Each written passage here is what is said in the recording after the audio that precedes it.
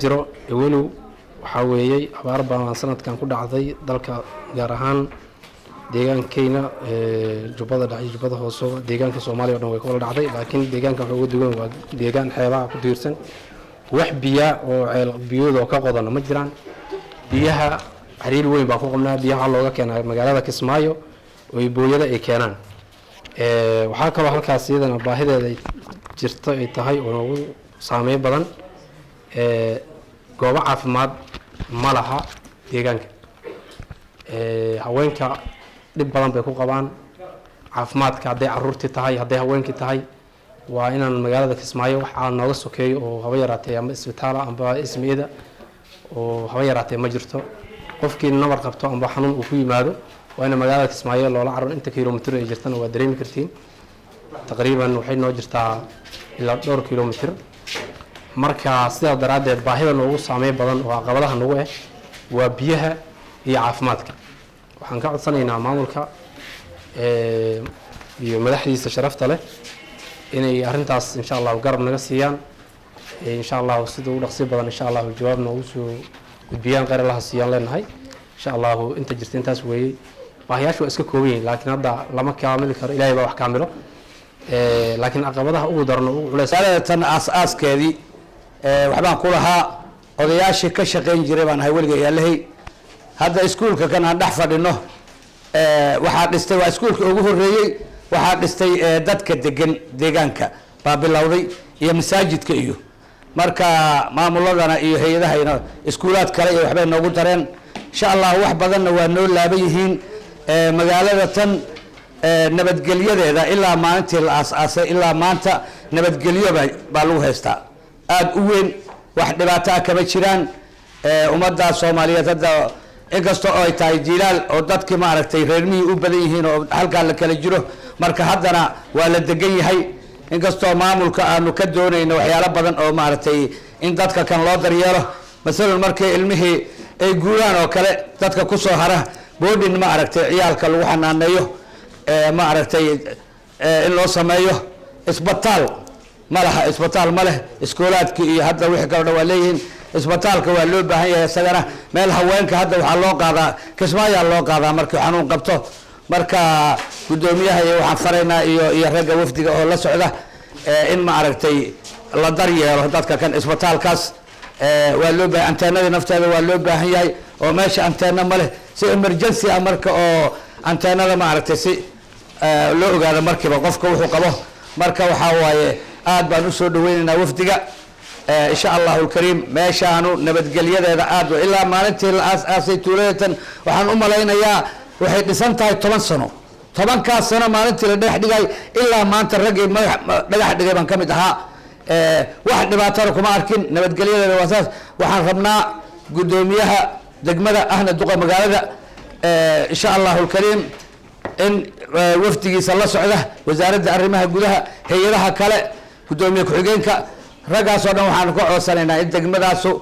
ma aragtay la daryeelo waxyaalaha macaankii ay jiraan in dadkii hadda la guuray oo la isdhex kacay oo la wada guuray meel la wada dego haddii ilaahay idmana deegaankana haddana haddii raxmadda imaato saa loogu soo noqon doono wax colaada iyo wax dhibaato ah iyo wax mashaakil ayan jirin intaasaan raacinaya hadda odayaasha hadalkoodii intaas baan ku daray sida wanaagsan aad u soo imaateen ama noo soo dhaweyseen tuulada Fuuma maadaama lagu jiro xilli jilaal kulula oo abaara runtii Fuuma waa magaalo xeeb ku taala oo aad u qurux badan ila waxay u baahan tahay bulshada degan inay magaalo ka dhigato Soomaalidu waxay dhahdaa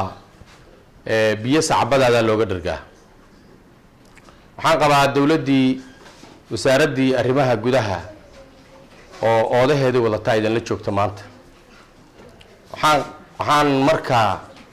aan rabaa inaad u hadashaan si xayi ah oo inan cabsi ku jirin oo baahidiina waxyaalaha annagu aan dareemayno hadda ee noo muuqdo aan ahayn aad sheegataan sababtoo inay meesha isbitaal lahayn biyaha uu ka liidato iskoolkan baa dhisan oo isagana aan deyri lahayn qaybihii kale ee maaragtay wasaaradihii xanaanadii xoolihii wixii oo dhan inaysan muuqanin waa ujeednaa marka inaad saa u hadashaan ood sheegataan runtii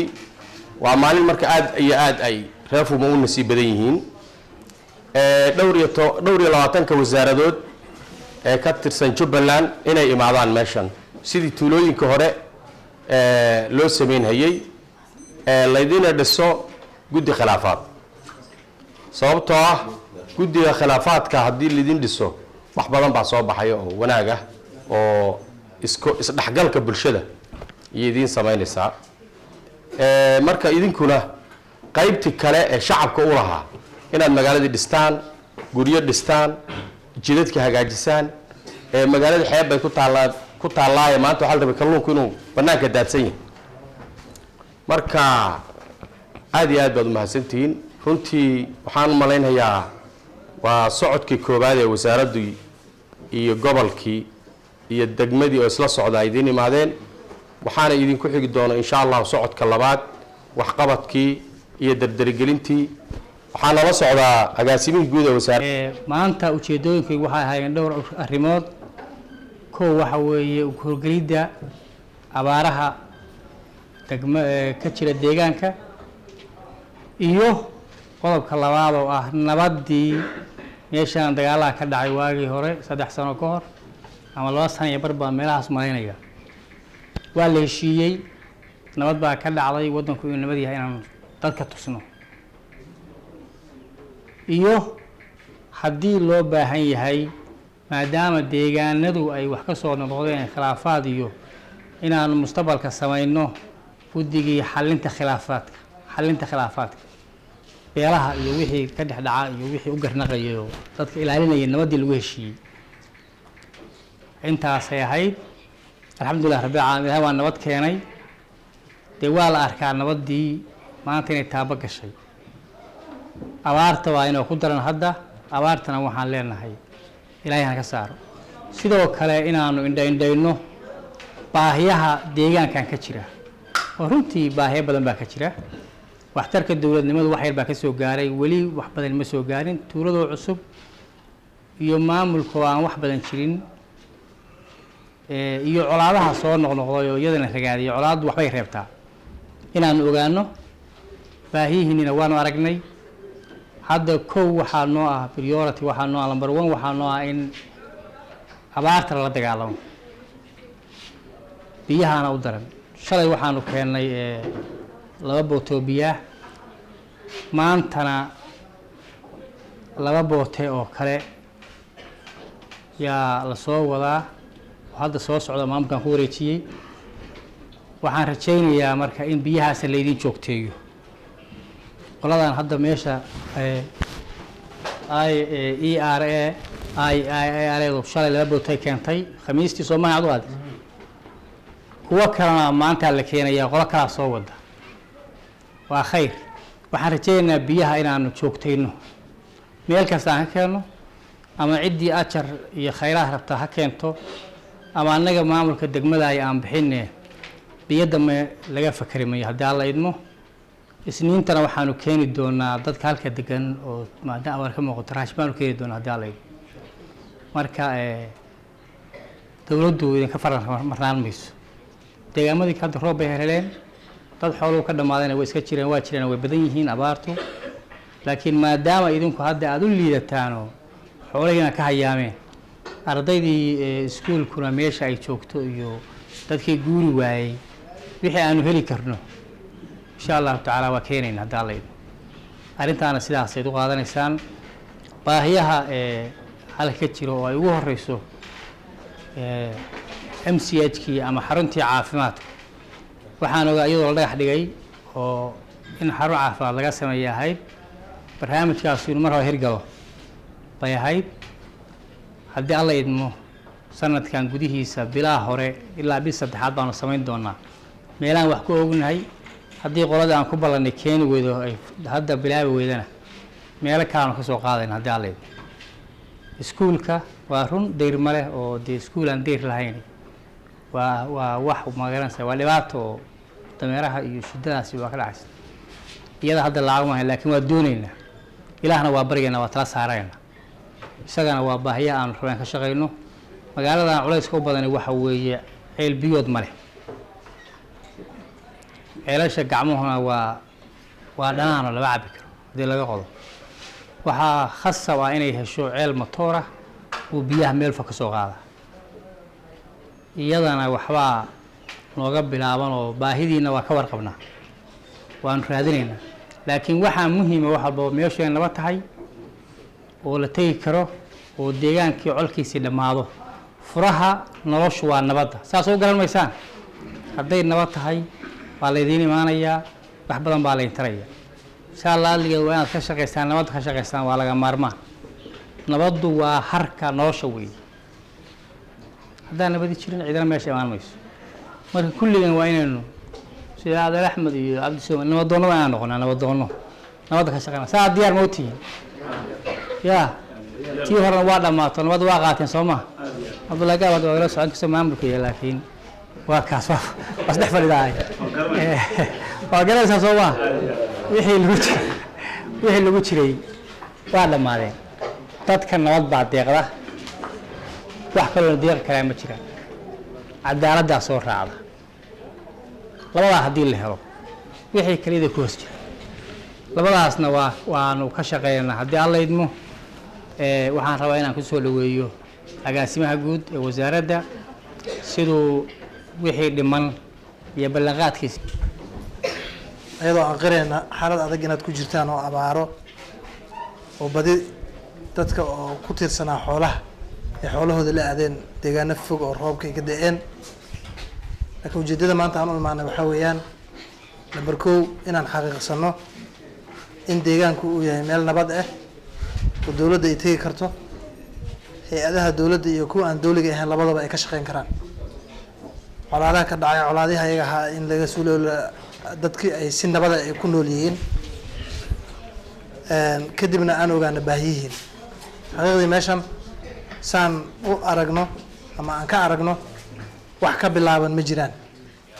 waan idinka mahad celinahay inaad isxilqaanteen oo iskuul aad iskiis u dhisateen wasaaradda waxbarashadana waa ognahay in ay adigu intaasna idinku kordhiyeen macalimiinna idinku caawiyeen laakiin dabcan waxa ugu muhiimsan waxaa weeyaan sida gabadha hadda ay ka shaqarisay in deegaanka uusan lahayn xarun yaroo caafimaad hataa magaaladana hadda muddaan soo soconna 1 saac ku dhawaad baan soo soconna weliba wadda rafe caafimaadkuna waa muhiim marka waxaan ka codsanaynaa insha allah wasaaradda caafimaadka iyo hay-adaha ku shaqada leh caafimaadka in sida ugu dhaqsaha badan annagana riboodka waan insha allah waan gudbinaynaa caafimaadku waa muhiim biyahana waa muhiim sida guddoomiyaha uu sheegay ceel riigaho weyn baa loo baahan yahay dabcan booyad biyo lagu keenay ummadan oo meel degan kuma baahi bixi karaan marka insha allah waxaan rajeynaynaa in wasiirka uu idin soo salaamayey inuu ballan idinka qaadayna uu ii sheegay oo yidhi dadkaas waxbay naga sugahayaan laakiin wuu idiin maqan yahay salaftigii shaksiyanna wuu idinku maqan yahay dowladduna idinku maqan yahay annagana insha allahu qaylo dhaan baan gaarsiinaynaa waxaan doonayaa in nabaddaas ayada iyo isdhexgalkaas aad sii xoojisaan oo aada haysataan xaqiiqdii markii la yihahda meel baa wax ka dhacay waa laga guuri fikir xunba hadda Fuma iyo areadan tuulooyinka u dhow oo dhanba dagaalo inay soo noqnoqday inay ka dhaceen baa yana soo gaaraysay laakiin hadda waxaan qiraynaa deegaanka inuu nabad yahay dadkuna waxaas waan ognahay wasaaradda arrimaha gudaha ka shaqeysay dib u heshiisiinta beelahaas meel walbana way ka dhacaan qodobadii lagu heshiiyey baan haynaa insha allah waxaan rajeynaynaa inayna mar dambe soo noqonin waxyaalaha dhalinaya inay soo noqnoqdaanna xal aan ka gaarno hadday biyo tahay iyo hadday baad tahayba aan xal ka gaarno aad iyo aad baan maaragtay idinka mahad celinaynaa xilligan adag aadna soo qaabisheen xaqiiqdii waan idinka mahad celinaynaa mar koowaad iyo mar labaad iyo mar saddexaad insha allahu waan idin imaan doonaa sidii guddoomiyaha uu sheegay hawlahan meeshaan ka qaban doonaa guddiga administrationka oo degmada hoos tago guddi kalean ka sameyn doonaa guddiga khilaafaadka ah oo guddiyadaas waxay ka shaqeyn doonaan wax walba oo khilaaf oo yimaada inay xaliyaan ma ahan keliya beelaha waxay xallin karaan hataa mid qoys waxaan isku dayeynaa maadaama hadda dhul barwaaqo ee meel hadda kalluumaysiga xaqiiqdii deegaankan aad buu ugu wanaagsan yahay hadday jiraan dad kalluumaysato ah oo badda wax ka soo saaran kara in lagu caawiyo tababaro iyo doomihii ay kusoo saaran lahayn taas ayada laftigeeda inaan kala hadalnay hay-adaha qaar areadan